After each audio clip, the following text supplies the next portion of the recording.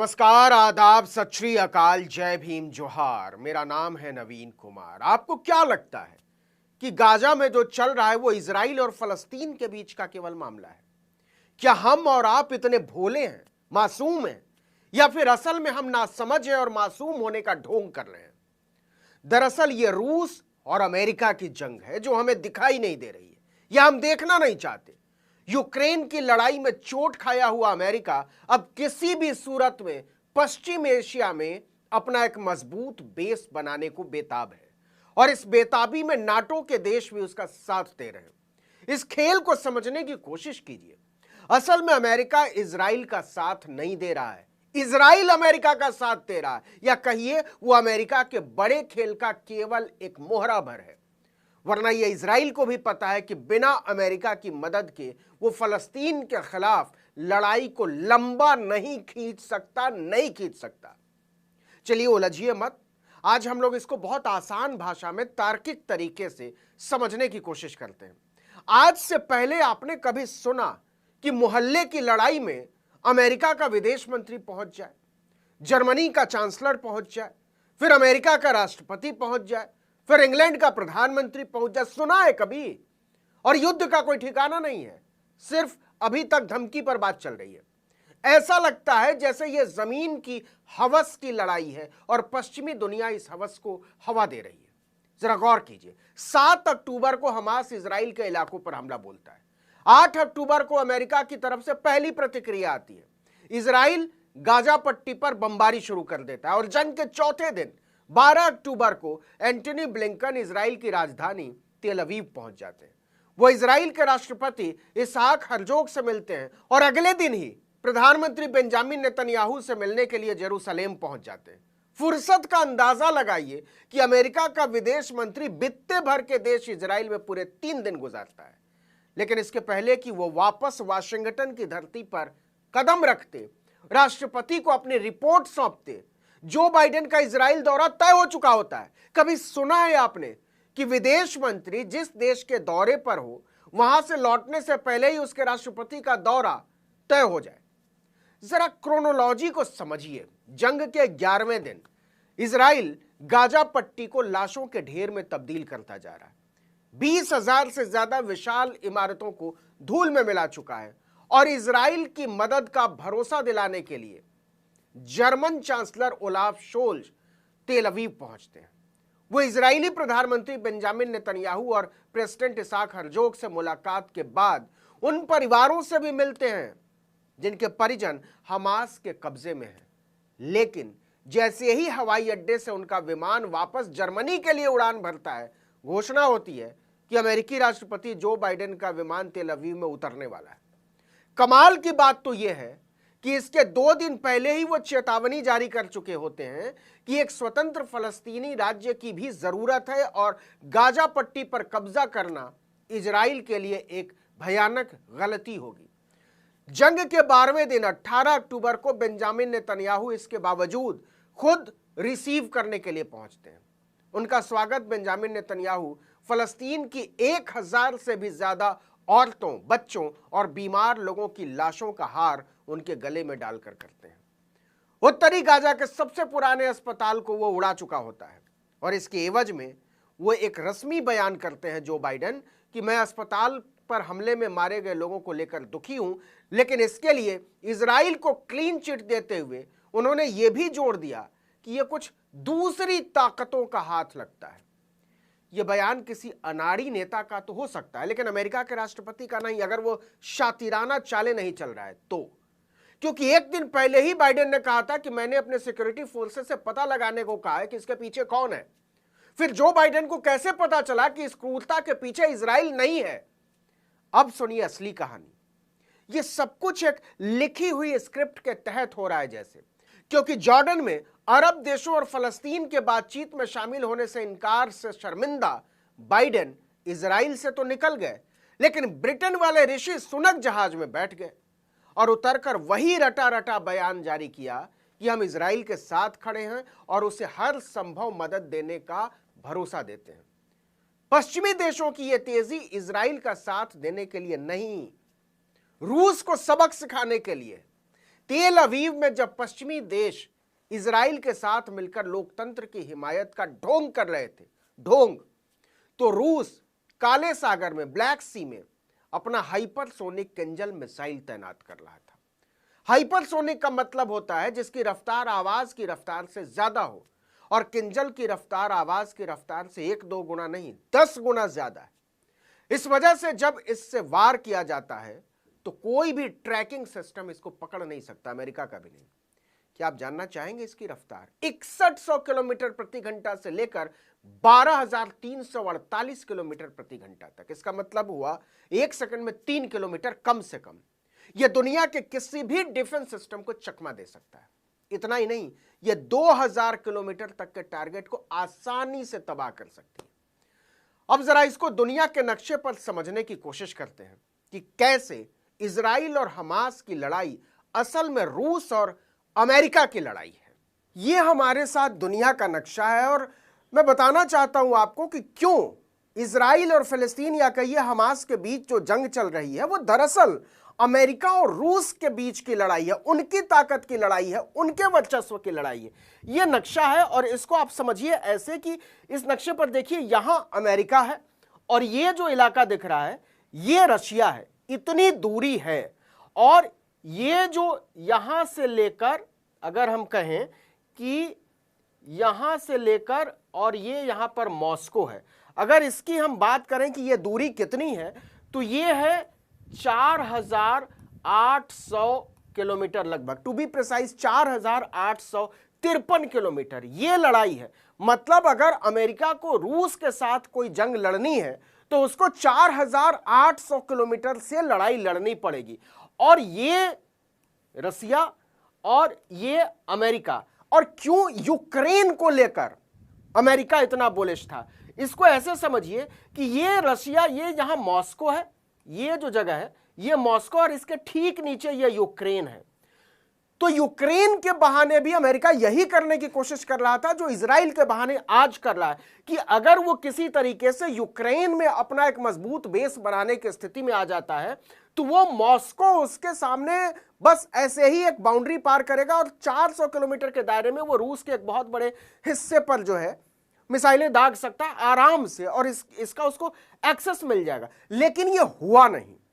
अब ये नहीं हुआ तो फिर रूस पर दबदबे की जो उसकी योजना थी वो पड़ गई खटाई में।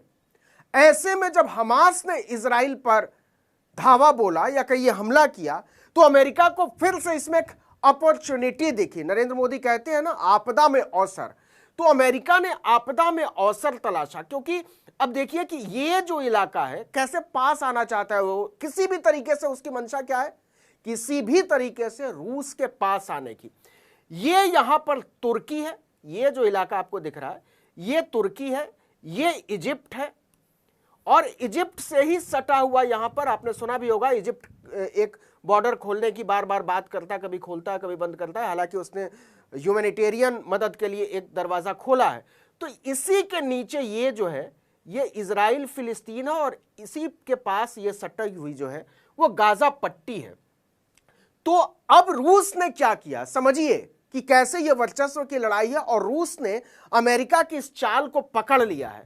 रूस ने क्या किया, जैसा हमने भी आपको बताया कि उसने जो है अपने हाइपरसोनिक मिसाइलें तैनात कर दी। हाइपरसोनिक मिसाइलें क्या होती हैं, जो आवाज की रफ्तार से ज्यादा रफ्तार से ट्रेवल करती है। Kinjal hypersonic missile, Kinjal hypersonic missile उसने कहां तैनात की, हमने आपको बताया था काले सागर में, ब्लैक सी में। और काला सागर कहां है, यहां।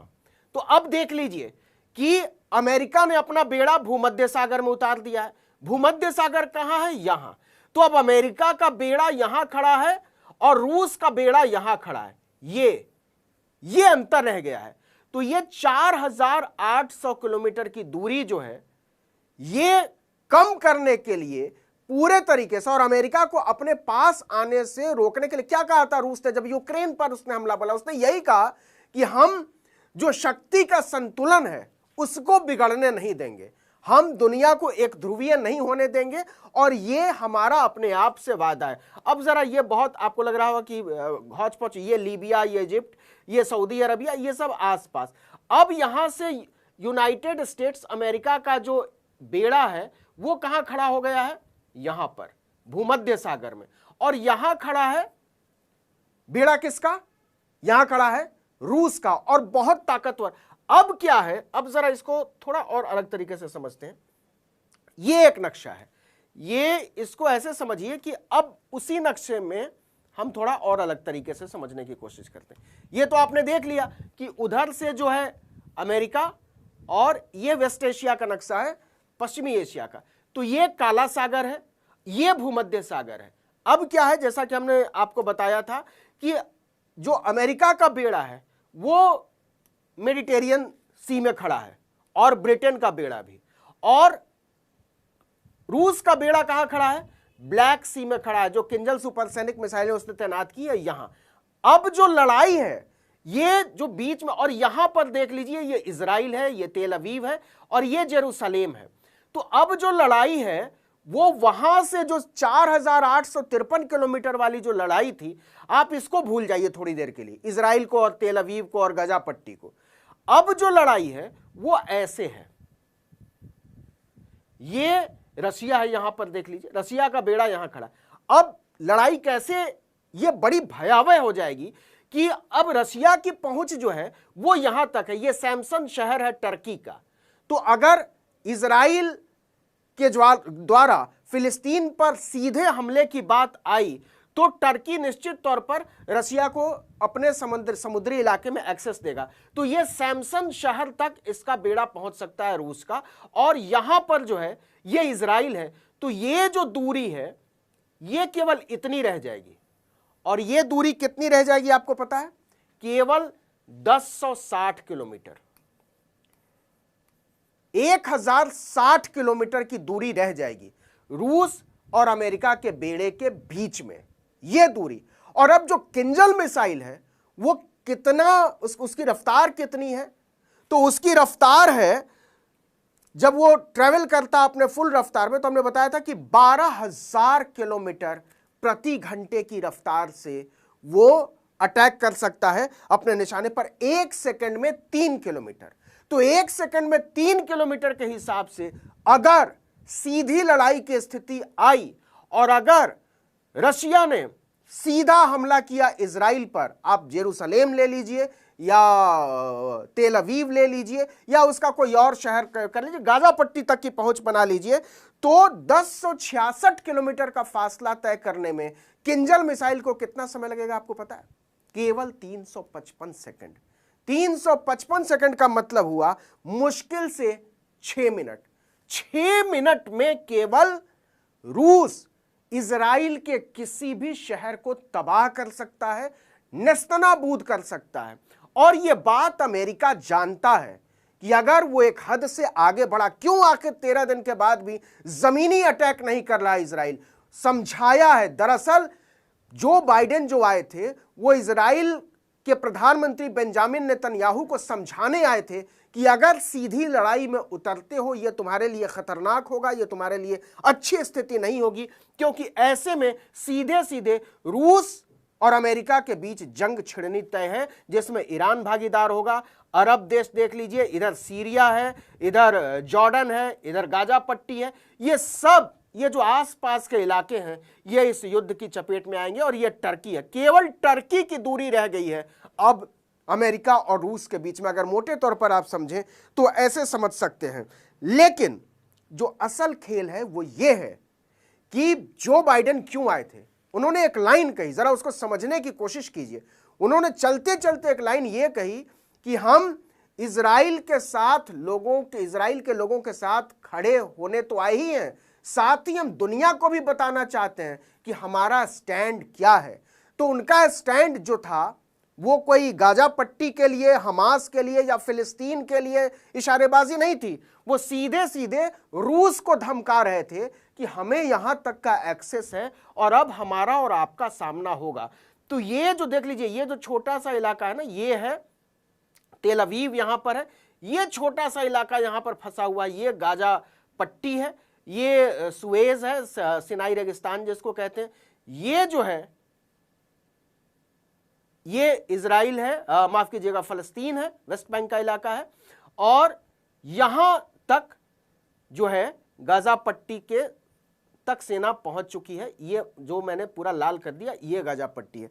तो इसीलिए मैं कह रहा हूं कि ये पूरे तरीके से बहुत भयानक युद्ध की शक्ल ले सकता है।